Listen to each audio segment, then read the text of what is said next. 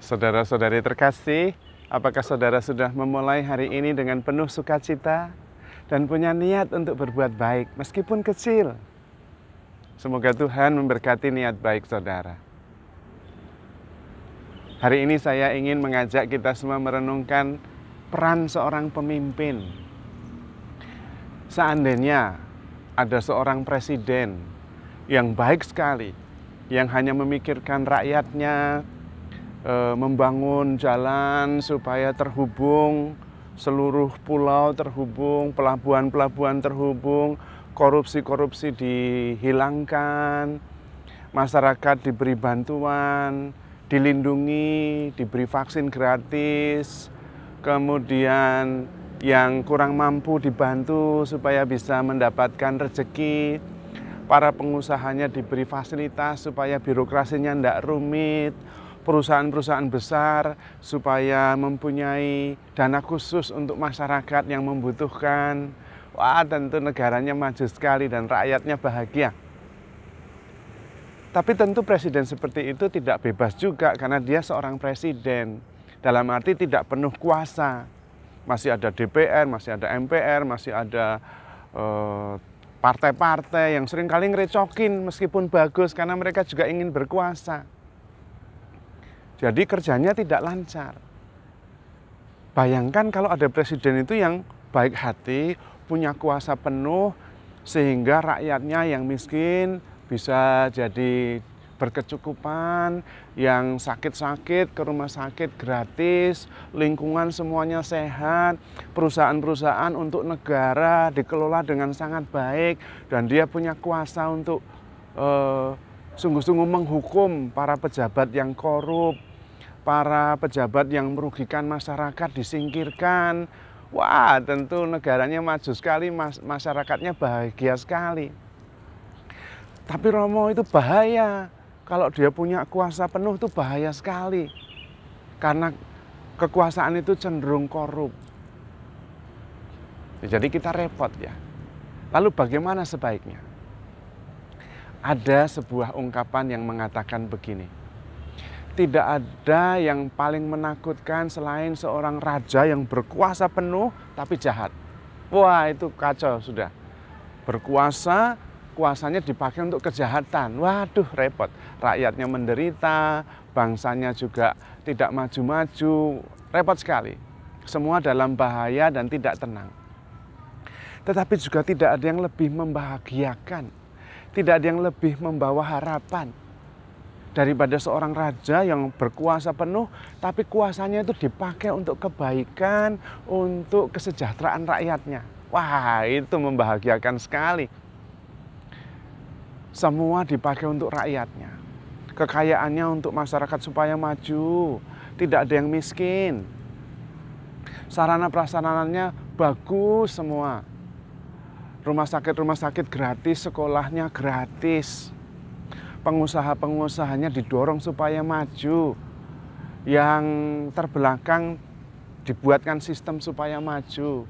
Seluruh kekuasaan raja itu dipakai untuk kesejahteraan rakyatnya. Kalau ada yang korup, pejabatnya langsung disingkirkan, dibina supaya tidak korup dan menjadi lebih baik. Wah, itu luar biasa sekali. Tapi apa ya ada raja yang begitu? Ada. Tuhan Yesus itu begitu jauh lebih hebat. Kuasanya jelas lebih hebat karena dia adalah Allah yang jadi manusia. Kebaikannya lebih hebat. Yang tidak punya makanan diberi makan. Roti diperbanyak makan. Yang sakit-sakit sembuh, lumpuh berjalan, buta melihat, tuli mendengar, mati hidup. Ada. Tapi Romo, itu kan kalau orangnya baik lah, kalau kita berdosa diampuni. Nah, tapi kalau berdosa terus gimana Romo? Nanti berdosa terus, tidak bertobat-bertobat. Nah, itu masalahnya. Sebetulnya kita itu seringkali justru yang membuat diri kita susah. Tidak percaya kepada Tuhan Yesus yang baik sekali itu. Berkuasa penuh, baik lagi. Yang membuat kita seringkali tidak percaya itu karena kita sok tahu. Kalau kita tidak bertobat terus gimana, Romo? Wah, seolah-olah kita itu tahu masa depan kita tidak bertobat terus. Tidak bertobat terus saja diperjuangkan loh.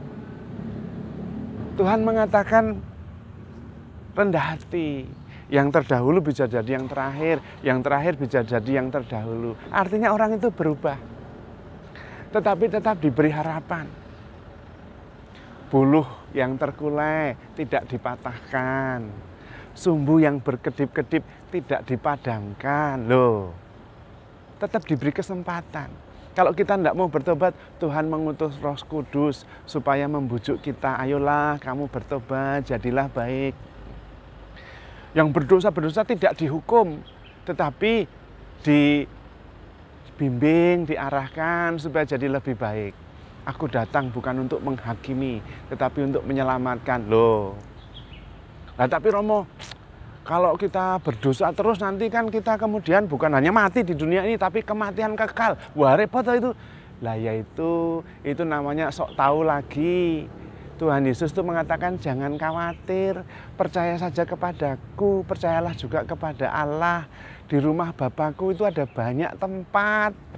Aku pergi ke sana dulu, siapkan tempat buat kamu. Nanti kalau sudah siap, aku datang kepadamu menjemput. Supaya di mana aku berada, kamu pun berada. Loh. Tapi Romo kalau berdosa terus, diampuni. Wong saya berkuasa kok, Tuhan mengatakan gitu. Saya itu punya kuasa mengampunimu. Dan keselamatan itu adalah buah dari pengampunan dosa. Loh itu loh, bukan usaha kita sendiri. Kita aja yang sok tahu. Wah, kalau tidak berbuat baik lalu kita dihukum. Siapa bilang gitu? Kalau tidak berbuat baik, berbuat jahat kita dihukum. Tuhan datang bukan untuk menghukum. Kalau kita berbuat jahat, didampingi. Supaya bertobat. Loh gitu loh. Wah, tapi banyak yang enggak bertobat tuh, Romo. Tuhan itu kuasa, jangan sok tahu. Tuhan itu maha kuasa. Dan kekuasaannya itu dipakai untuk menyelamatkan kita. Berdosa diampuni. Jahat dibimbing supaya jadi bagus. Enggak bertobat-tobat diberi kesempatan. Sudah terkulai, tidak dipatahkan. Sudah berkedip-kedip, tidak dimatikan. Loh, hebat itu. Lah Tuhan itu jauh lebih hebat, lebih berkuasa, lebih baik daripada raja terbaik manapun. Karena itu kita diminta percaya saja. Jangan sok tahu. Kita tuh enggak tahu banyak loh. Karena itu jangan pesimis. Tahu banyak aja enggak kok pesimis. Optimis. Bahwa kita dicintai begitu hebat. Berdosa diampuni. Jahat dibimbing, dibujuk-bujuk supaya jadi baik loh. Tuhan tuh ingin kalau bisa gitu tuh selamat. Itu semua diusahakan. Kalau tidak selamat tuh ya kita yang ngeyel aja itu. Ngeyel enggak mau selamat ya salah sendiri. Maka kita diminta percaya. Percaya saja. Berusaha punya niat baik. Tapi Romo, saya itu punya niat baik. Dan berusaha, tapi ya jatuh dosa terus itu Romo. Ya berusaha saja, nanti kita tetap diselamatkan. Tuhan tuh pintar, punya cara banyak. Kita bisa bertobat, yang penting hati kita tuh punya niat. Dan sebetulnya dosa itu merupakan bagian dari hidup kita. Supaya untuk menunjukkan ada sisi lain, yaitu bahwa kita itu diciptakan untuk kebaikan, untuk damai sejahtera, untuk kesucian, untuk cinta kasih. Untuk itu, karena itu ketika kita berdosa kita tidak nyaman. Tetapi manusia memang seringkali rapuh, lemah, jatuh terus. Dan karena itu Tuhan tahu, Tuhan mengampuni dosa kita. Tuhan membujuk-bujuk kita supaya jadi baik. Kalau tidak bisa dibujuk, Tuhan punya cara menciptakan peristiwa ini, peristiwa itu sampai sadar. Waduh iya ya, saya ternyata salah. Nah Tuhan tuh punya banyak cara, percaya saja. Kita tidak usah sok tahu, malah nanti khawatir sendiri. Justru namanya derita itu karena kita tidak percaya bahwa kita itu aman di tangan Tuhan. Lalu kita mencoba mencari keamanan kita sendiri berdasarkan apa yang kita tahu. dengan mengumpulkan ini, mengumpulkan itu supaya memupuk rasa aman. Itu menurut kita sok tahu. Tapi keamanan yang sejati itu adalah ada dalam Tuhan. Seorang suci mengatakan, apakah ada selain Allah yang bisa memberimu damai sejati? Apakah engkau punya pengalaman bahwa dunia ini pernah memuaskan hatimu? Jujur, enggak. Kepuasan, damai sejahtera yang sejati itu ya ada pada Allah. Karena Allah itu sungguh baik hati dan punya kuasa. Kayak Judge Bao itu, dulu ada film zaman saya muda itu, Judge Bao. Wah, dia itu bijaksana sekali. Menghukum orang yang jahat, punya kuasa. Dan kemudian melindungi yang baik. Nah ini Yesus lebih dari Judge Bao itu. Karena yang baik dilindungi, yang jahat dijadikan baik. Dan berkuasa untuk itu, apa enggak hebat? Maka kita diminta percaya saja, enggak usah sok tahu.